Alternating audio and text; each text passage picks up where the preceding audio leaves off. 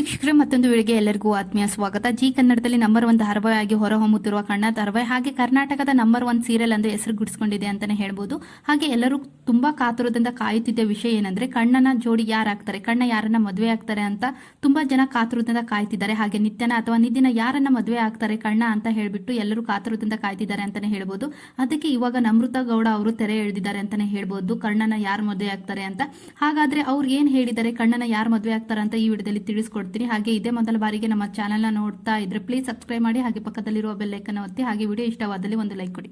ಇವಾಗಲೇ ಕಣ್ಣ ಧಾರಾವಾಹಿ ಪ್ರೇಕ್ಷಕರ ಮನಸ್ಸು ಗೆದ್ದಿದೆ ಅಂತಾನೆ ಹೇಳ್ಬೋದು. ಹಾಗೆ ಕರ್ನಾಟಕದ ನಂಬರ್ 1 ಸೀರಿಯಲ್ ಆಗಿ ಹೊರ ಹೊಮ್ಮುತ್ತಿದೆ ಕಣ್ಣ ಸೀರಿಯಲ್. ಹಾಗೆ ಇನ್ನ ಕಣ್ಣ ಸೀರಿಯಲ್ ನೋಡುವುದಾದ್ರೆ ಕಣ್ಣ ಸೀರಿಯಲ್ ಅಲ್ಲಿ ಇವಾಗ ನಿಧಿ ಹಾಗೆ ಕಣ್ಣ ಅವರ ಲವ್ ಸ್ಟೋರಿ ಸ್ಟಾರ್ಟ್ ಆಗಿದೆ.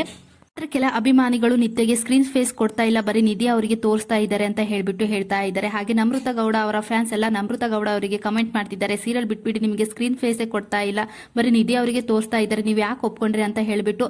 ಹಾಗೆ ಪ್ರತಿ ಒಂದು ಕಣ್ಣ ಪ್ರೋಮೋದಲ್ಲೂ ನೆಗೆಟಿವ್ ಕಮೆಂಟ್ಸ್ ಹಾಕ್ತಿದ್ದಾರೆ ಅಂತಾನೆ ಹೇಳ್ಬಹುದು. ಕಣ್ಣ ನಿಧಿ ಅವರಿಗೆ ಜೋಡಿ ಆಗಲ್ಲ, ನಿತ್ಯ ಅವರಿಗೆ ಜೋಡಿ ಆಗ್ತಾರೆ ಅಂತ ಕೆಲವೊಬ್ರು ಬ್ಯಾಡ್ ಕಮೆಂಟ್ ಹಾಕ್ತಿದ್ದಾರೆ. ಹಾಗೆ ಇವಾಗಲೇ ನಿಧಿ ಹಾಗೆ ಕಣ್ಣ ಅವರ ಲವ್ ಸ್ಟೋರಿ ಸ್ಟಾರ್ಟ್ ಆಗಿದೆ, ಹಾಗೆ ಟಾಕ್ ಆಫ್ ದಿ ಟೌನ್ ಆಗಿದೆ ಅಂತಾನೆ ಹೇಳ್ಬಹುದು.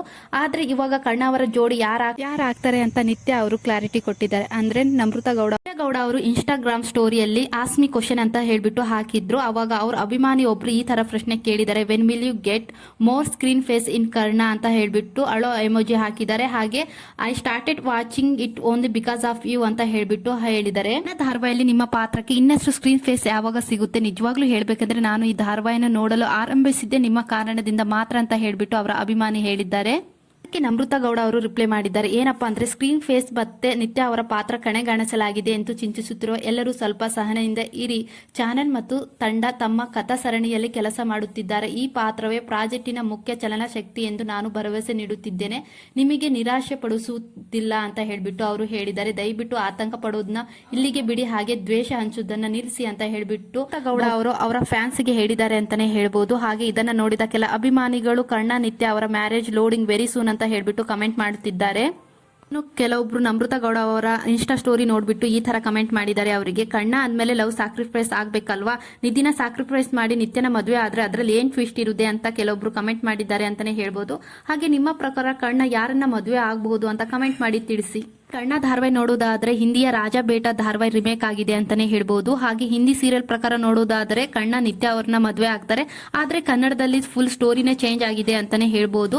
ಅದರಿಂದ ನಿತ್ಯ ಅವ್ರನ್ನ ಮದುವೆ ಆಗಲ್ಲ, ನಿಧಿನ ಮದುವೆ ಆಗ್ಬಹುದು ಅಂತ ಸ್ಟೋರಿ ನೋಡಿದ್ರೆ ಗೊತ್ತಾಗುತ್ತೆ. ನಮೃತ ಗೌಡ ಹಾಕಿರೋ ಸ್ಟೇಟಸ್ ನೋಡಿದ್ರೆ ಈ ಪಾತ್ರವೇ ಪ್ರಾಜೆಕ್ಟಿನ ಮುಖ್ಯ ಚಲನ ಶಕ್ತಿ ಅಂತ ಅವ್ರು ಬರೆದುಕೊಂಡಿದ್ದಾರೆ.